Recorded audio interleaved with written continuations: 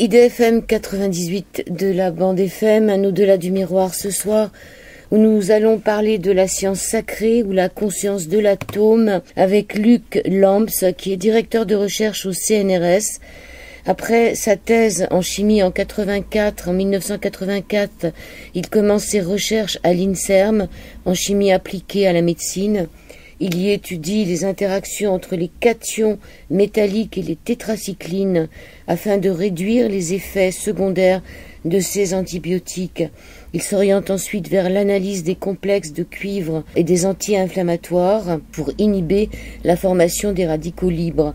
En 1998, il rejoint un laboratoire d'écologie du CNRS pour faire de la chimie appliquée à l'écologie. Il participe d'abord à des projets de recherche européens sur les plaines inondables, Flobar 1 et 3, et sur l'agroforesterie. Par la suite, il initiera et participera à plusieurs programmes de recherche sur le fonctionnement des ripisylves et des mangroves. Pour le suivi de l'eau dans ces zones humides, il développe différents outils analytiques avec notamment la création de la plateforme isotopique Shiva, comme le dieu. Pendant sa dernière année de thèse, il part 3 mois en Inde et découvre la philosophie et la mythologie indienne.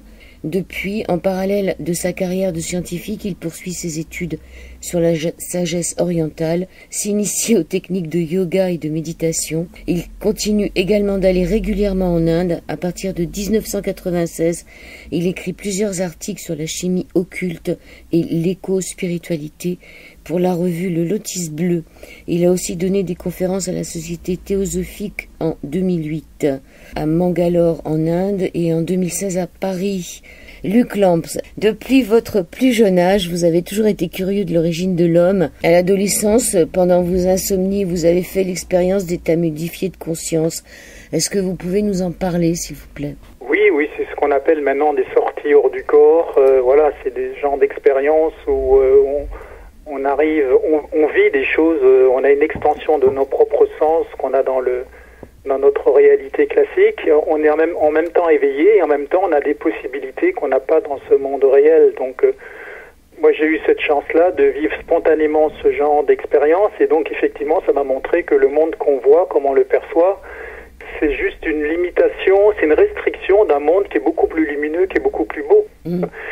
Et avant, je veux dire, ça s'explique pas intellectuellement, c'est quelque chose qu'on vit, et plus de 40 ans après, ces expériences-là sont encore vivantes en moi, et ça me fait ouvrir les yeux de manière beaucoup plus large, peut-être que la moyenne, et donc me poser plus de questions, quoi. D'accord, donc vous êtes sorti de votre corps et vous avez visité des mondes parallèles ?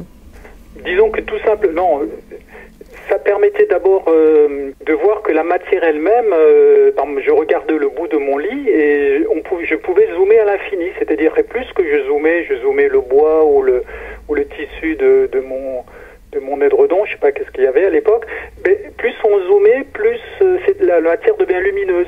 Et il n'y avait pas de limite, je veux dire, il y avait cette faculté-là d'avoir une vision aussi pénétrante qu'on veut et aussi profonde. À un moment donné, j'ai pensé, tiens, qu'est-ce qui se passe dans l'autre chambre? Et je me suis senti passer dans l'autre chambre et passer à travers un mur. Et j'ai senti comme des petites bulles qui passaient à travers mon corps subtil. Voilà, c'est des impressions. Ou alors, il y a plein d'autres questions que je me posais. Et vous voyagez à la vitesse de la pensée, on vous montre.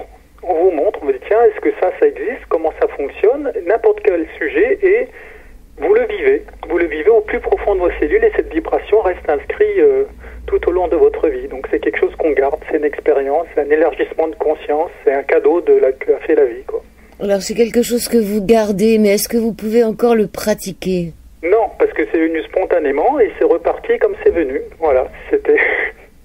Alors comment on explique ça? Parce que ce que vous venez de nous raconter, finalement, dans votre livre, on le trouve, cet état modifié de conscience où on y viendra, mais le fait de pouvoir, sans être obligé de passer par la physique, aller dans l'infiniment petit. Comment expliquez-vous que vous ayez été conscient de cela? Est-ce que c'est parce que ça vous préparait à autre chose?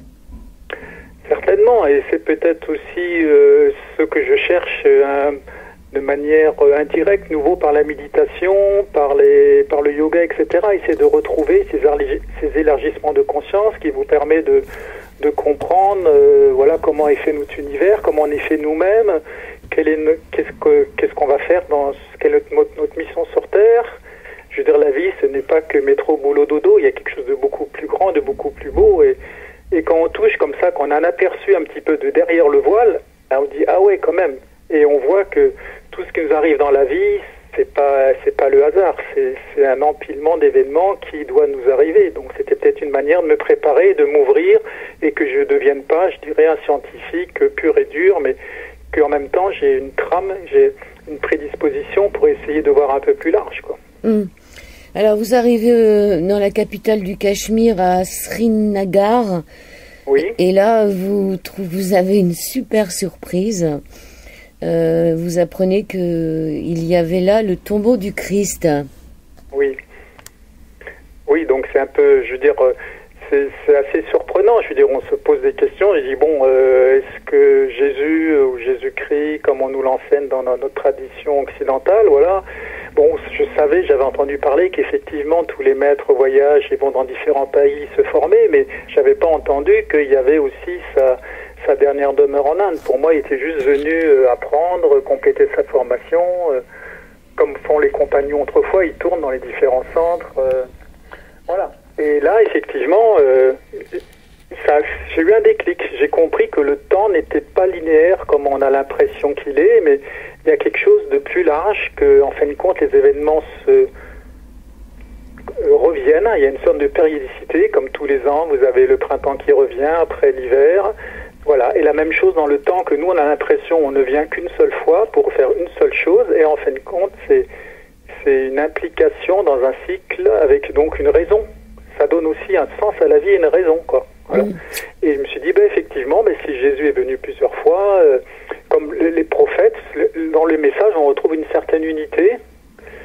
Voilà. Et j'ai mis et voilà. Et donc, du coup, la religion chrétienne que je voyais de manière un peu réfractaire, parce qu'il y a des choses que j'étais pas tout à fait d'accord, je m'étais orienté plus vers le bouddhisme, mais tout à coup, ça l'a englobé, et j'ai vu l'unité là-dedans. J'ai dit, très bien, toutes les religions disent la même chose, il y a un message unitaire là derrière, et voilà, je me suis nouveau ouvert à ça, quoi. Alors, c'était pas vraiment le tombeau du Christ, mais de sa réincarnation. Voilà, c'était son incarnation d'après, quand il est revenu en tant qu'Apollonius de Tyane. C'était en quelle année, Tyane ça? étant une ville en Grèce, et il est retourné ensuite en Égypte, terminé sa mission, quoi. Et ça, c'était en quelle année? Apollonius de Tyane, je crois que c'est à peu près 40 à 50 ans après le Jésus historique. Donc c'est une réincarnation rapide. Est-ce qu'il a eu d'autres réincarnations après? Je suis pas spécialiste de ça. D'accord, ok, d'accord. Après, je veux dire, si on croit ce genre de pérégrination de l'âme, oui, effectivement, tout revient de manière cyclique, et plus on avance, plus on revient rapidement, quoi. Je veux dire, c'est quand on est dans l'inconscience qu'on met des éons à revenir. Et voilà, l'évolution ne s'arrête jamais. Ok, donc vous êtes très réincarnationniste. Disons que avant, je voyais ça comme une théorie, mais quand j'ai senti ça, et je me suis dit, ouais, voilà, c'est possible. Et puis après, effectivement, quand vous étudiez un petit peu toute la mythologie indienne ou bouddhiste, je veux dire, pour eux, c'est quelque chose de tout à fait accepté, et que voilà, qu'on vient un certain nombre de fois, on vient toujours comme une sorte d'amélioration, quoi. On vient chaque fois pour aller un peu plus loin, pour aller plus loin vers la lumière, vers la conscience.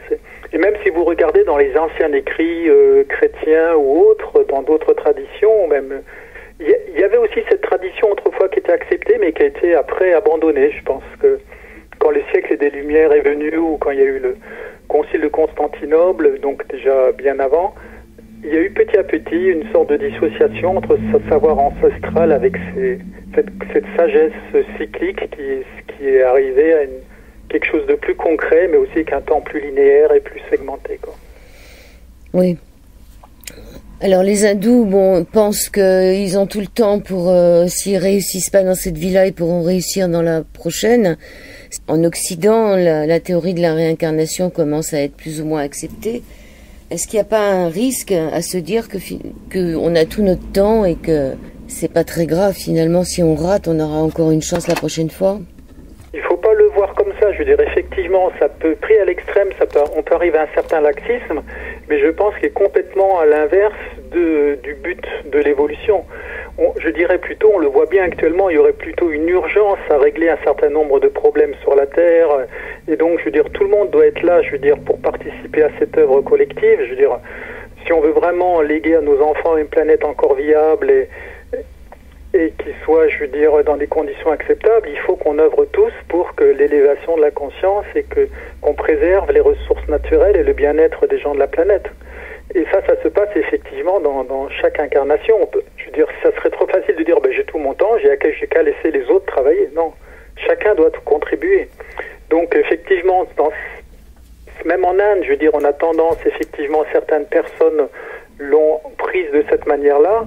Mais je pense que si vous regardez vraiment dans les textes, dans les Védas, c'est mis au contraire d'une dynamique, d'une continuité et dans une évolution constante vers la conscience et la lumière. Et chacun, et je veux dire, il y a une sorte de rétribution. Si vous avancez pas, si vous travaillez pas, vous n'avez pas de retour. Donc vous pouvez effectivement dire, ok, je sors mon joker, je fais rien dans cette vie-là, mais vous avancerez pas et tout ce que vous aviez tout ce que votre âme avait prévu de faire ou devait faire, vous serez obligé de le faire la vie suivante. Donc c'est du temps perdu, quoi. Oui. Vous parlez de la revue du Lotus Bleu, donc ça se passe au Square Rap, hein, c'est chez les Théosophes. Oui, c'est ça, c'est la revue interne des Théosophes qui a été éditée au Square Rap. Elle est toujours éditée? Elle est toujours éditée, mais c'est une revue qui n'est pas en vente dans les librairies, c'est en interne, c'est uniquement pour les abonnés ou ceux qui suivent les enseignements de la théosophie. Alors, on va revenir sur votre livre. Oui. Donc le but de votre livre est de faire le lien entre la science et la spiritualité, qui est le thème donc de votre livre. Cette démarche est encore rare chez les scientifiques, mais existe néanmoins, comme le montrent les extraits de plusieurs interviews que vous avez dans votre livre. Alors vous posez une question, diriez-vous que la méditation est analogue à la vérification en physique? Enfin, c'est pas vous qui vous posez une question, c'est une question qu'on posait au physicien américain Fritjof Capra en 85, on lui demandait, diriez-vous que la méditation est analogue à la vérification en physique? Moi, je pose pas la question à l'américain, mais je vous la pose à vous, Luc Lamps. Oui, je pense que c'est quelque chose qui est encore un peu nouveau, qui est difficile à accepter de la part des scientifiques. Si vous restez vraiment au niveau, je veux dire, du concret, du mental, ça peut paraître bizarre. Et je veux dire, par la méditation, vous arrivez à un état de conscience ou ce qu'on appelle le supramental.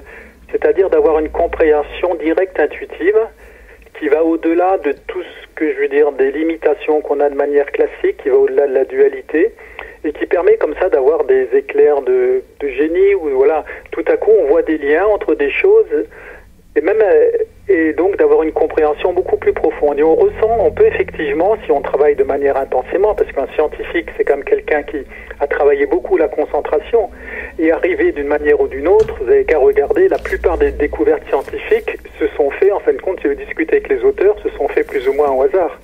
Je veux dire, c'est pas eux qui ont trouvé vraiment, ils étaient dans un tel état de concentration que tout à coup ils ont une idée qui a germé en eux, et ils ont trouvé, tiens, ils ont eu le déclic, quoi. Et de la même manière, je veux dire, quand vous travaillez sur un sujet comme ça, vous pouvez comprendre des choses et vous pouvez les vérifier, les ressentir au fond de vous. Effectivement, tiens, effectivement, ça semble comme ça pourrait être comme ça. Et ça travaille pas avec une logique classique réductionniste, mais plutôt avec une approche, une déduction par analogie.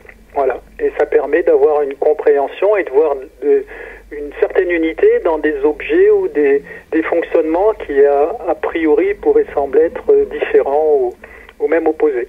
Votre livre reprend et approfondit quelques thèmes comme la chimie occulte ou le lien entre science et spiritualité. Exposé dans 6 articles de l'auteur parus dans la revue Le Lotus Bleu, vous l'aviez donc de novembre 91 à décembre 2015 et dans 3 conférences données au siège donc de la théosophie. Le titre de votre livre fait référence à 2 ouvrages déjà un peu anciens, La science sacrée de Swami Yukteswar et La conscience de l'atome d'Alice Bailey. Est-ce que vous pouvez nous en parler un peu? La science sacrée, donc c'est un livre qu'a écrit Swami Yukteswar, qui était donc le maître de Yogananda. C'est le livre le plus connu, autobiographie d'un yogi, que beaucoup de gens connaissent, et son maître donc s'appelait Swami Yukteswar. Et il a écrit un livre tout petit qui s'appelle La science sacrée, et là-dedans il décrit 2 choses. Bon, Il y en a un qui est sur les commentaires des textes sacrés, je pense, de la Bible, et d'autres, il fait parallèle entre les différentes traditions. Mais le début du livre, moi, ça m'avait fortement marqué. Il expliquait les fameux cycles indiens, les yugas. Alors que quand vous regardez les cycles, le détail des yugas, c'est quelque chose d'extrêmement complexe.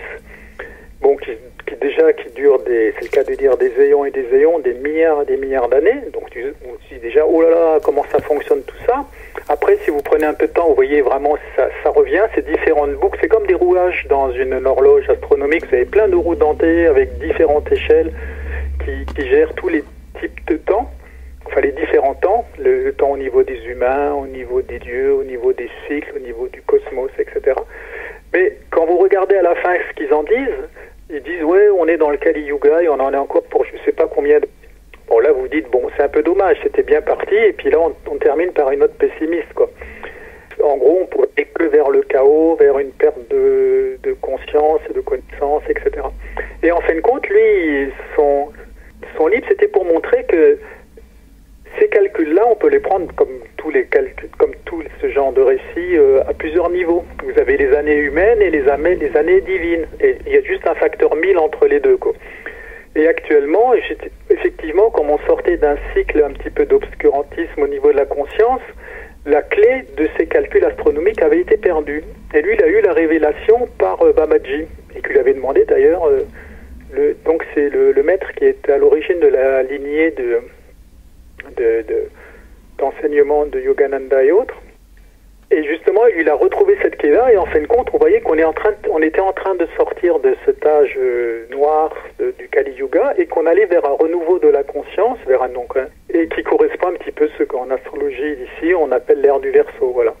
Donc ça donnait aussi de l'espoir. Et je sais que quand j'avais lu ça, quand j'étais jeune étudiant, ça m'avait dit enfin quelqu'un qui explique clairement ces calculs qui étaient un peu obscurs et qui étaient plutôt négatifs quoi. Voilà.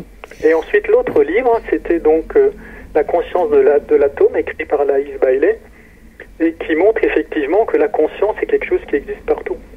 Je veux dire que c'est pas seulement réservé à ce que nous on appelle vivant, je veux dire donc humain et peut-être même à un autre niveau, au niveau des animaux, au niveau des plantes, qui ont aussi une forme de sensibilité, etc.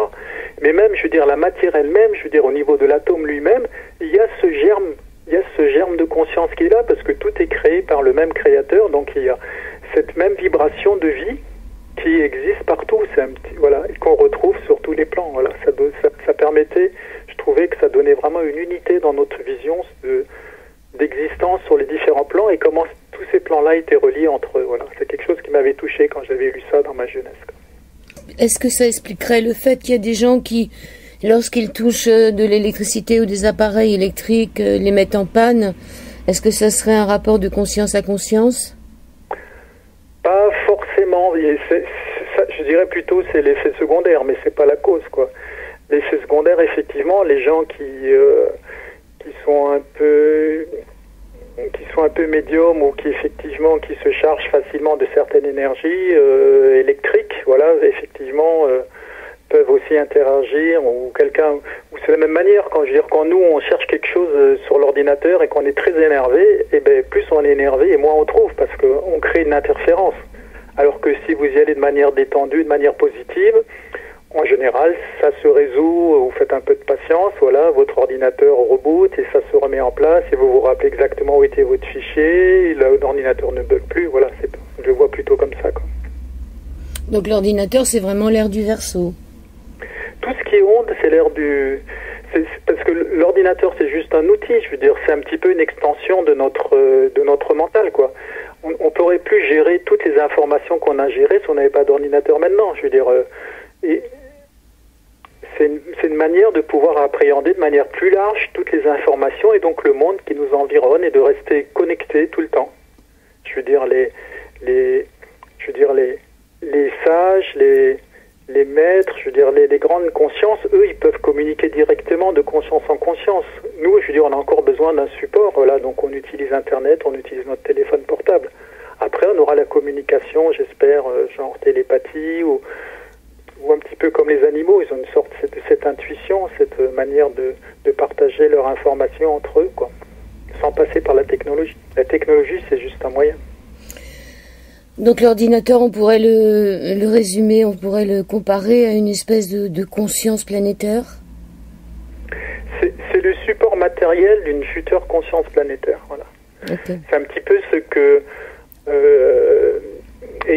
expliquait Sri Aurobindo dans le supramental. C'est une manière d'appréhender les connaissances, de pouvoir synthétiser tout ce qu'on connaît et de pouvoir aller au-delà de la dualité et de pouvoir puiser directement à la source de la connaissance, quoi. Alors, ce livre fait des rapprochements entre les scientifiques et les penseurs orientaux. Vous avez quelques exemples de rencontres célèbres entre scientifiques et penseurs orientaux, comme par exemple la rencontre de Nikola Tesla avec Swami Vivekananda. C'est ça, oui. Oui, Tesla, c'était certainement un des plus grands inventeurs de tout le temps, qui est un héros, entre guillemets, un héros scientifique un peu méconnu, parce qu'il a fait avancer vraiment beaucoup de domaines, mais bon, il était un petit peu en concurrence avec d'autres gens plus connus, et donc notamment, je crois que c'était avec Bell, donc il y a beaucoup de brevets qui ne sont pas à son nom, mais c'est lui, il a fait énormément avancer tout ce qui est au niveau du magnétisme, d'électricité, des moteurs. C'est lui qui a tout misé sur... c'est grâce à lui, je veux dire, si on a du courant alternatif un peu partout, c'est grâce à lui. Il a aussi travaillé sur des domaines un peu plus difficiles comme l'énergie libre, mais il avait vraiment cette ouverture d'apporter au monde des nouvelles technologies pour leur faciliter la vie, pour leur faire comprendre l'essence de la vie. Et, voilà, et il a eu cette chance, effectivement, de croiser ce grand sage qui est Swami Vivekananda, surtout à une époque, je veux dire, où... on ne prenait pas l'avion comme ça facilement d'un côté à l'autre de la planète. Je veux dire, il y avait très peu de livres qui étaient encore traduits aussi indiens en anglais. Et d'ailleurs, je veux dire, il était tellement impressionné par ça qu'il s'est mis à apprendre le sanskrit pour pouvoir lire en VO les livres qui n'étaient pas encore disponibles à cette époque-là. Parce qu'il voyait vraiment le parallèle qu'il y avait dans cette approche du Veda avec par la conscience et l'approche de la physique plus moderne avec ces notions de plus en plus subtiles et l'émergence de la physique quantique, quoi. Alors, rencontre d'Eisenberg et de Tagore en 1927, c'est ça aussi. Donc, ensuite, rencontre d'Einstein et de Rabindranath Tagore, toujours le même. Oui. Et là, la dernière rencontre eut lieu en décembre 1930 à New York. Le premier thème de leur discussion était sur la vérité et la deuxième sur la musique. Ils étaient tous les deux des pacifistes convaincus et engagés. Einstein a aussi échangé quelques lettres avec le Mahatma Gandhi. Oui, tout à fait. Oui. Alors Krishnamurti, lui, il a rencontré Capra, Fritjof Capra. Oui. Comment se fait-il que ces rencontres aient eu lieu? Ils étaient tous intéressés par les philosophies, par l'hindouisme? Je pense que c'est plutôt l'inverse. Je pense qu'il y a eu deux choses. C'est que les scientifiques se sont rendus compte que si on veut tout découvrir avec les méthodes classiques de la science, ça va nous prendre un temps infini. Je veux dire, si on veut tout faire vraiment avec une approche objective, tout vérifier, faire par une approche réductionniste, on arrive à tellement de données différentes qu'on n'arrive plus là-dedans à trouver l'unité. Alors que justement dans les approches orientales, cette approche par la conscience permettait d'avoir un éclairage complètement différent, c'est-à-dire l'autre de partir par en bas par la matière et de tout tester comme ça les choses une à une. On prenait les choses dans l'autre sens, on les prenait par ce côté le plus subtil, par l'énergie, par la conscience, et là on avait du coup un éclairage complètement différent et ça nous permettait d'aller beaucoup plus vite. Et donc quand certains physiciens qui étaient branchés sur les techniques, comme on a la physique, comment ça s'appelle, le Tao de la physique, quand ce livre commence à sortir, voilà, ça montre qu'effectivement les physiciens se sont rendus compte que dans la tradition et la sagesse orientale, il y avait un moyen d'accéder à une vision unitaire, une compréhension plus rapidement que par des moyens classiques. Donc ça, c'est d'un côté. Et puis de l'autre côté, c'est dans un article que je suis en train d'écrire pour la revue Nexus, là. Je montre qu'en fin de compte, je fais l'historique de... Je pense aussi que les penseurs orientaux ont compris qu'il y avait vraiment besoin, je veux dire, d'infuser cette nouvelle connaissance, notamment du Vedanta, à l'Occident. Et donc on voit que tous les disciples de ces grandes lignées ont été envoyés effectivement en Occident pour amener leur éclairage et pour justement, parce qu'ils savaient que c'était l'ère du Verseau allait arriver et on avait besoin donc de cette perception des choses pour aller plus vite et de manière plus efficace dans l'évolution des humains, quoi.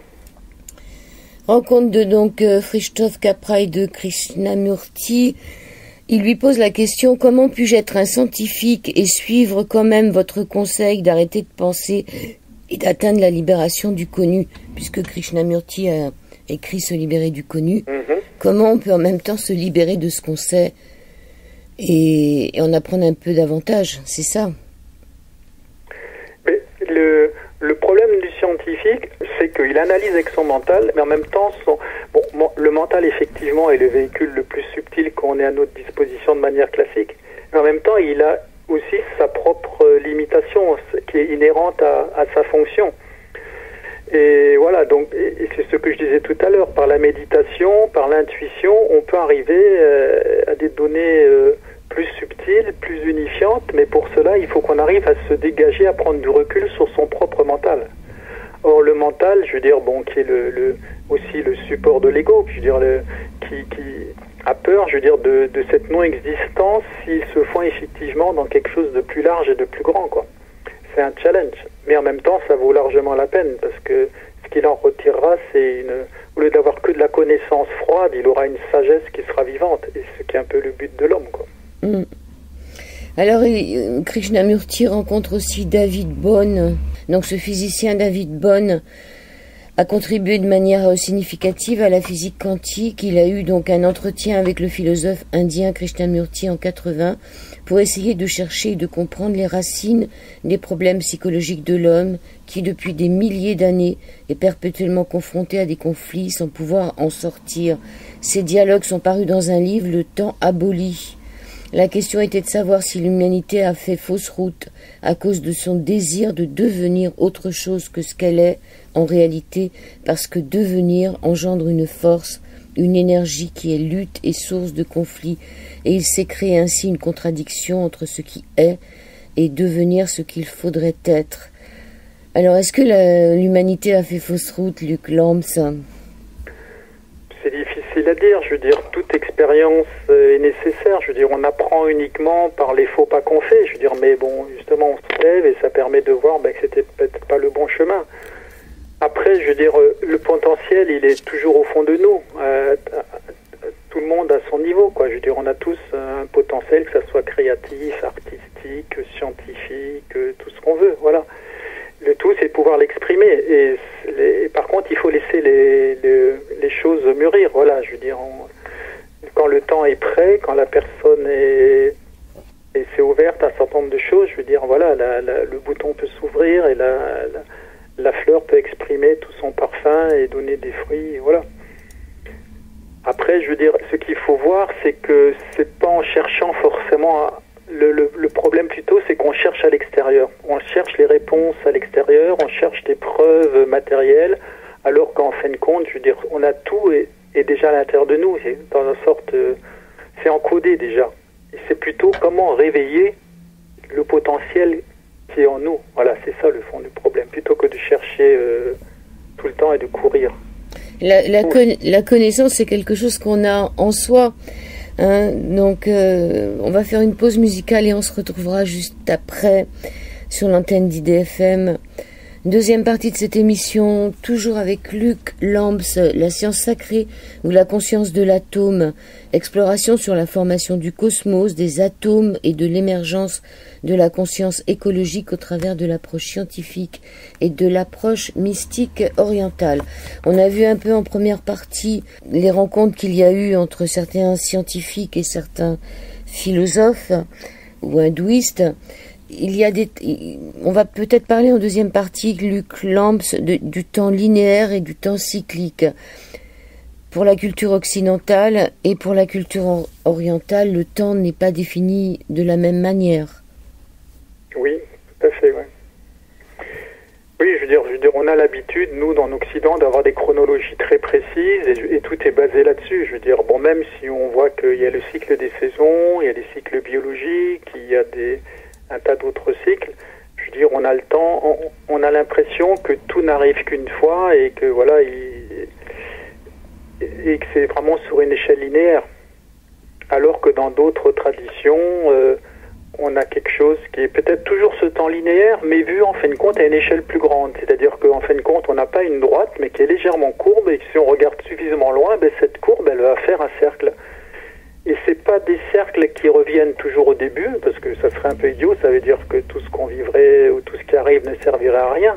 On retournerait dans les mêmes ornières, dans les mêmes travers, mais ça serait une sorte de spirale, c'est-à-dire qu'il y aura un incrément, voilà, et donc chaque tour de vie amènerait quelque chose un petit plus, quoi, voilà. Et donc la vision orientale permet effectivement d'appréhender ça, comme on a expliqué un petit peu tout à l'heure dans ces grands cycles cosmologiques, et d'expliquer un petit peu peut-être aussi pourquoi les choses n'arrivent pas à hasard, quoi. Je veux dire, c'est qu'on a déjà semé certainement des graines avant, et ensuite on a un retour des choses, voilà.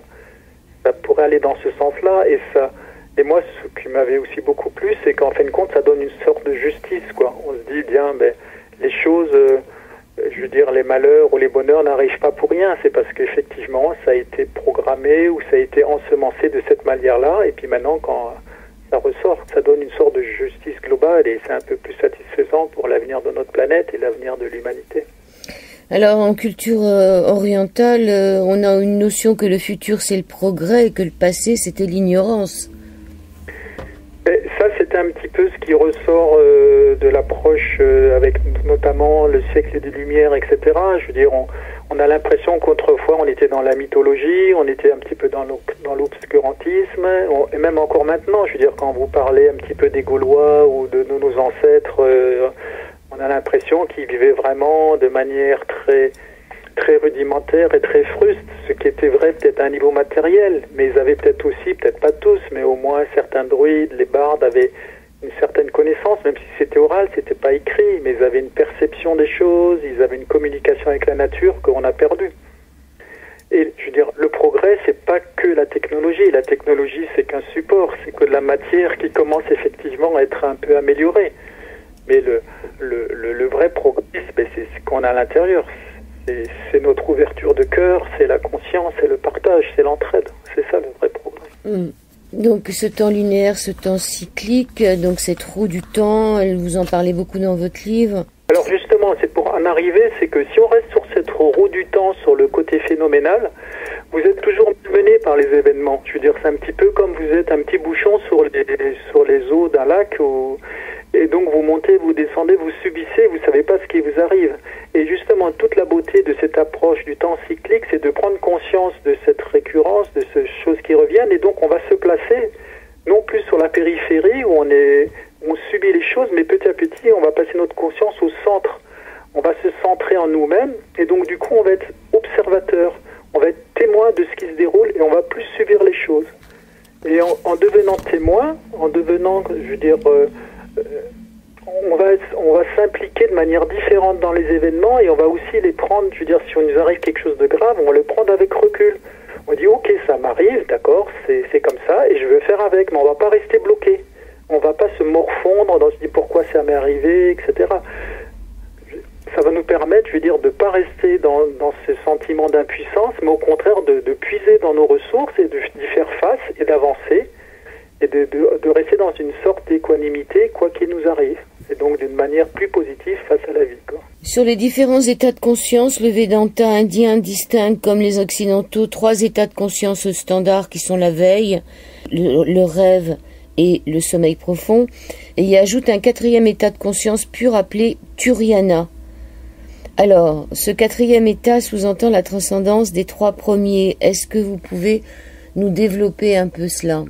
Oui, c'est vrai que c'est pas une notion qui est très connue encore ici en Occident, mais c'est quelque chose que tout le monde a plus ou moins vécu. Mais peut-être, regardez, le matin quand vous vous éveillez, votre corps est encore engourdi, vous n'avez pas tout vos sens commencent juste à se réveiller. Et vous avez cette sensation de bien-être, que vous avez bien dormi, que tout est en repos, que tout est en harmonie. Et par exemple, votre mental peut déjà commencer à fonctionner de manière... Et vous voyez, vous êtes dans un domaine, une frontière entre ces différents états de conscience, et vous voyez que là, dans ce point-là, bon, malheureusement qui ne dure pas, mais il y a un potentiel qui devient presque infini. Vous êtes prêt, je veux dire, à affronter tout ce que vous devez faire dans la journée, parce que vous vous sentez bien au fond de vous, vous vous sentez dans un corps reposé, les sentiments sont calmes, tout est bien ressourcé en vous, voilà.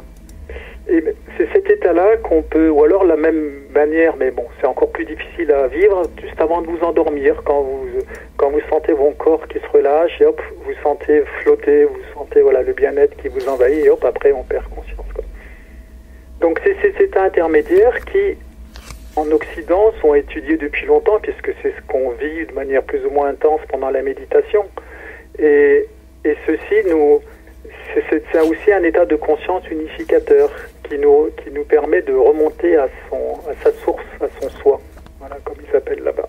Oui, et puis vous mettez ça en rapport avec les plans subtils et la Trinité, le corps, l'âme et l'esprit, non? Disons que chaque état de conscience correspond on utilise un véhicule. Donc, quand dans l'état de veille, comme on est maintenant, effectivement, on utilise notre corps physique avec nos 5 sens, etc. Après, quand dans l'état de rêve, on utilise un autre corps plus subtil que certains appellent le corps astral. Et vous voyez bien d'ailleurs que les notions, on n'a pas les mêmes limites. Je veux dire, quand vous rêvez, vous pouvez voyager quasiment à la vitesse de vos pensées. Vous n'avez pas de problème d'argent ni de poids. Vous pouvez voler. Enfin, la seule limitation, c'est votre imagination. Et vous voyez aussi même que le temps ne se déroule pas de la même manière. Des fois, vous pouvez faire un rêve très long et vous êtes dormi que très peu de temps. C'est un temps qui est beaucoup plus élastique. Après, pour le troisième état, qui est le sommeil profond, là, pour l'instant, on n'a pas de souvenir, c'est plus difficile, mais on peut imaginer que c'est un système parallèle. C'est encore un monde plus subtil où on a encore moins de limitations. Donc après, effectivement, j'ai donné un tableau où ça correspond aussi, en fin de compte, aux états qu'on va passer quand on quitte ce corps-là. Voilà. On peut faire un parallèle entre le sommeil, qui est une petite mort, et le grand sommeil, notre sommeil final, quand on va quitter ce corps physique, quand il sera usé. Voilà. Donc c'est juste pour faire une petite ouverture, qu'en fin de compte, tous les soirs, garder conscience, c'est aussi un exercice qui va vous permettre, quand vous aurez votre dernier expire, de garder votre conscience. Donc c'est important de faire ce travail de conscience chaque fois que vous endormez, que quand vous quitterez cette planète, que vous pouvez partir avec toutes vos facultés. Alors justement, vous allez un peu nous développer ça. Comment on fait pour avoir un travail de conscience avant de s'endormir? C'est ce qui est expliqué dans tous les livres classiques, le livre des morts égyptien, le livre des morts tibétain. Voilà, Après, moi, je suis pas spécialiste là-dedans, j'ai pas fait de MI, donc voilà. Mais comment vous faites, vous donner des explications vécues très poussées là-dedans. Mais dites-moi comment vous faites, vous, parce que je pense que vous vous préparez, donc comment vous faites? Disons, moi, je me prépare surtout par la méditation, mais après, on peut aussi, je veux dire, essayer de rester le plus longtemps conscient, juste avant de s'endormir, être témoin. Être témoin comme je vous disais tout à l'heure, être témoin du corps qui s'assoupit, être témoin de votre respiration qui s'apaise. Et d'ailleurs, je veux dire, la méditation la plus simple à faire, justement, c'est prendre conscience de sa respiration. C'est ce qu'enseigne la méditation de pleine conscience qui se développe de plus en plus, qui est rattachée à aucune doctrine ou aucune religion, qui est beaucoup véhiculée par l'enseignement bouddhiste et qui est maintenant enseignée dans pas mal à des fins thérapeutiques, dans des hôpitaux, dans des centres de soins. C'est ça, uniquement rester conscient de sa respiration. Voilà. Ça, c'est déjà un très grand travail. Et voilà. Et ensuite, troisième point, donc on avait le corps, la respiration, donc c'est les émotions, la respiration, et ensuite le mental. Donc essayez d'être vigilant, voir ses pensées passer. Ne pas suivre, ne pas se laisser emporter par le flot des pensées. En Inde, ils ont une image, ils disent que les pensées, c'est comme une bande de singes dans un arbre. Ils sautent tout le temps de branche en branche, mais du coup, je veux dire, ça fait un tas de vacarme, mais du coup, je veux dire, ou comme quand vous êtes sur Internet, vous surfez à gauche, à droite, mais au début, vous êtes parti pour chercher quelque chose, et vous avez dit, j'ai passé 1 heure, Mais j'ai pas cherché, pas trouvé ce que je voulais parce que on n'est pas assez concentré, on s'est laissé dissiper. Voilà. Donc essayez, pareil, quand vous vous endormez, d'être à l'écoute de votre corps qui s'assoupit, de votre respiration de s'apaise, de vos pensées qui se focalisent, voilà, sur qu'une seule chose. Voilà. Ça permet de travailler sa conscience. Et avec ça, petit à petit, quand vous le faites, vous allez vous rappeler de plus en plus de vos rêves, et à la fin, vous allez faire du sommeil conscient, etc. Et à l'ultime, bon, ça je l'ai pas vécu, mais les yogis, comme ça, ils ne dorment ils font une conscience continue. C'est-à-dire qu'ils laissent le corps se reposer quelques heures la nuit, mais leur conscience est toujours là, toujours active. Et à l'extrême, cette conscience continue, les grands aides permettent aussi de l'avoir d'un corps à l'autre. C'est-à-dire que vous avez le cas des grands lamas ou des grands sages qui disent, voilà, ils savent quand ils vont se réincarner. Parce qu'ils ont justement cette conscience continue. Ils savent le moment de leur mort aussi. Alors, oui. sur la limite du mental, il y a cette question que je m'étais vraiment jamais posée. Le penseur réalise-t-il qu'il est limité ou est-ce la pensée qui réalise qu'elle est limitée? C'est un peu la même chose, je veux dire, c'est le serpent qui se mord la queue. Parce que le penseur, qu'est-ce qu'il utilise? Ce que je vous disais tout à l'heure, le véhicule le plus subtil qu'on a à nos dispositions, je veux dire, le véhicule, le plus grossier, c'est le physique. Bon, ça nous permet de découvrir, un bébé, il touche tout. Voilà, c'est sa manière d'appréhender les choses. Voilà, il met à la bouche, il touche avec ses doigts, voilà. Ensuite, vous avez vos émotions, ce qui permet aussi de ressentir les choses. J'aime, j'aime pas, ça me plaît, ça je me sens en affinité, etc. Après, la troisième phase, et pour l'instant la dernière dans ce monde classique, c'est le mental. Je veux dire, on s'identifie avec nos pensées, notre raisonnement, notre mémoire qui accumule tout ce qu'on a vécu, voilà. Mais après, je veux dire, ce véhicule mental, on a l'impression, comme dirait Descartes, je pense donc je suis. Mais c'est qu'une étape, je veux dire, en fin de compte, si la vie ne va au-delà peut aller au-delà de la pensée quand vous vous tournez vers cette conscience élargie, quoi. Mais pour cela, effectivement, il faut travailler la concentration, il faut travailler la méditation, il faut travailler le centrage en soi, le partage. Et voilà. Ça viendra, mais ça prend du temps. Si on veut avoir une vision unitaire du monde, je veux dire, pour comprendre vraiment la cause des choses, voilà, il faut trouver ce centre-là qui va au-delà des limitations du physique, de l'émotionnel et du mental.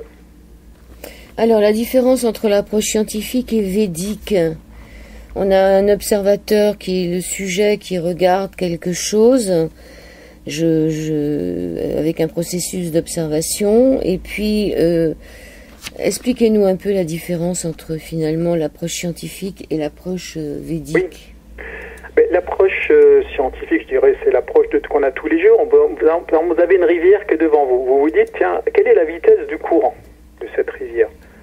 Bon, vous pouvez dire, tiens, elle est rapide, elle est lente, mais si vous voulez la quantifier, vous êtes obligé de mettre un capteur. Bon, vous allez mettre une petite turbine. Vous savez, comme les enfants, on prend 3 bouts de bois, on les coince sur une branche, on met deux petites pattes avec un bout de ficelle et ça fait tourner votre petite turbine. Voilà. Après, on étalonne la turbine et vous pouvez dire, voilà, cette rivière,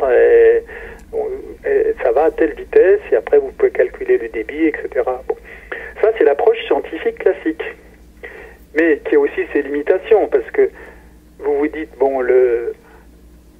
je veux dire, il faut trouver un appareil qui soit adapté à la taille de la rivière parce que qui dit mesurer dit perturber. Je veux dire, si vous mettez une turbine qui est trop grosse, ça va freiner la rivière et donc votre mesure va pas être bonne. Si vous mettez une turbine qui est trop petite et qui va pas pouvoir tourner ou qui peut pas tourner assez vite, si le flux est rapide, vous n'aurez pas la vraie vitesse parce que elle va chauffer, elle va pas pouvoir suivre la vitesse du courant. Voilà. C'est une approximation. Donc ça, c'est notre approche classique dans ce qu'on fait tous les jours. On quantifie les choses mais c'est pas une perception directe. Vous faites confiance à l'appareil de mesure. Vous voulez peser quelque chose, mais si votre balance est limitée, votre balance de cuisine est limitée à 2 kilos, si vous voulez peser votre botte d'asperges qui fait 2,5 kg, ça va pas marcher. Il faudra la couper en deux. Voilà.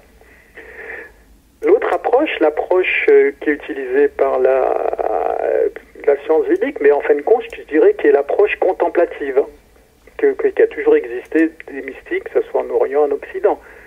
c'est plutôt que de garder dans ce processus trinitaire entre un objet observé, quelqu'un qui observe et entre les deux un processus qui peut être la vision, qui peut être un appareil de mesure, c'est de se fondre dans l'objet. Je veux dire, c'est comme le poète qui va devenir la rose. Dans ce cas-là, je veux dire, il va sentir la rose par l'intérieur, il va sentir toute la beauté et la subtilité de la rose par l'intérieur. Et donc, ça, c'est une perception directe. Et l'avantage de cette perception directe, c'est qu'elle n'est pas faussée, elle n'est pas colorée par le processus trinitaire qu'on avait avant. Voilà. Par contre, ça demande un certain entraînement, un certain savoir-faire. Il faut du temps aussi. On va pas dire, tiens, voilà, je vais me brancher sur la rose, ça se fait pas en 2 secondes. Vous branchez pas votre clé USB dessus. C'est un état de conscience, c'est une ouverture. Et à un moment donné, vous vous portez, vous sentez tout ce que la nature ou tout ce que la rose peut vous exprimer par sa beauté, par sa senteur, par ses couleurs, par les éclats qu'elle a au soleil, etc. Alors ça, c'est pas la méditation, c'est quoi? C'est le trac, non? Comment ça s'appelle? Pour moi, c'est la contemplation. La contemplation, voilà. Donc la contemplation... C'est notre nom, hein. Ouais. Comme regarder la flamme d'une bougie, ou c'est-à-dire... Voilà, oui, c'est une autre technique, ça, ouais. Luc Lambs, après vous avez donc une approche macroscopique de l'univers sur la formation de l'univers, une approche microscopique sur la formation des atomes, une approche écosystémique. Tout ça, c'est la fin de votre livre. Je pourrais dire que pour l'instant, on n'a vu qu'une 50aine de pages de votre livre et que le reste sera plutôt peut-être s'adresser à des profanes qui n'ont jamais entendu parler du rayonnement fossile ou de tout ce qui est un peu physique, nucléaire, etc. On est d'accord, Luc Lambs? Oui, oui. Donc ça sera peut-être le sujet d'une future émission pour ceux qui s'intéressent plus à la physique. En tous les cas, je vous remercie, Luc Lambs, et je rappelle le titre de votre livre. Merci à vous pour cet entretien. Merci, La science sacrée ou la conscience de l'atome. C'est paru aux éditions de la Vallée Heureuse, édition de la Vallée Heureuse. Je vous remercie et à très bientôt pour la suite de vos aventures, Luc Lambs.